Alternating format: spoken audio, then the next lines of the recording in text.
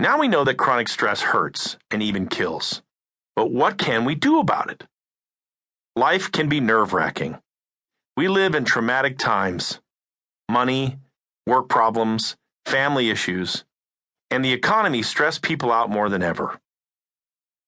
You might even take some harder blows, like a divorce, the death of a loved one, a serious accident.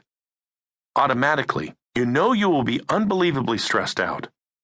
It will be your fate, your destiny, to feel overwhelming stress and damage your health if you go through calamities like these, right?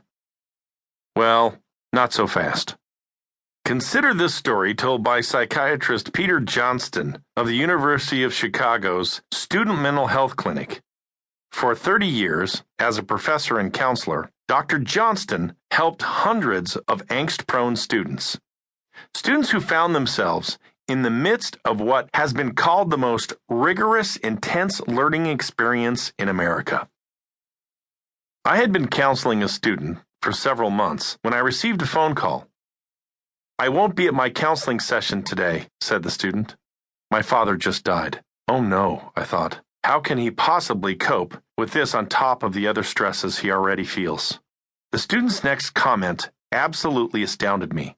Right after the funeral, "I have a major examination, so I will contact you after that." But I said, "You need time to mourn. You have to give yourself time to emotionally process your father's death. I suggest you put off your exam until you've completed the normal grieving process." "You're right," said the student. "I need time to grieve, but it's not right now. I have an important test to pass, or I won't be able to proceed with my career. So I'm going to concentrate my energies, take the test, and then I will start the grieving process." At that moment, I knew I was dealing with a very mentally sound and strong individual. Someone who was in control of his emotions. Instead of allowing the death of his father, a highly stressful event for most people, to paralyze him, instead of allowing his stress score to go through the roof, he took control of his stress. He decided that life would be in his control instead of life being in control of him. He demonstrated that stress is not inevitable. It's a choice. And that's the powerful secret of this book. Between any stressor, any kind of stimulus that is likely to cause stress, and the actual stress response of your body, there is a gap.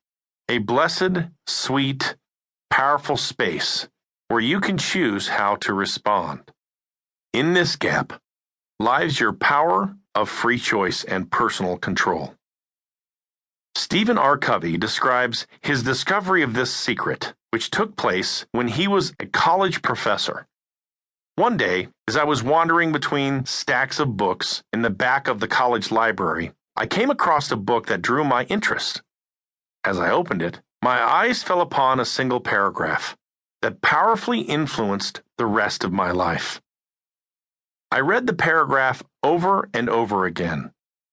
It basically contained the simple idea that there is a gap or a space between stimulus and response, and that the key to both our growth and happiness is how we use that space. I can hardly describe the effect that idea had on my mind. The way the idea was phrased, a gap between stimulus and response, hit me with fresh, almost unbelievable force. It was like an inward revolution, an idea whose time had come. I reflected on it again and again, and it began to have a powerful effect on my paradigm of life. It was as if I had become an observer of my own participation. I began to stand in that gap and to look outside at the stimuli. I reveled in the inward sense of freedom to choose my response. We have the power to choose our response to any stimulus. During World War II, the great psychiatrist Viktor Frankl was imprisoned in a concentration camp.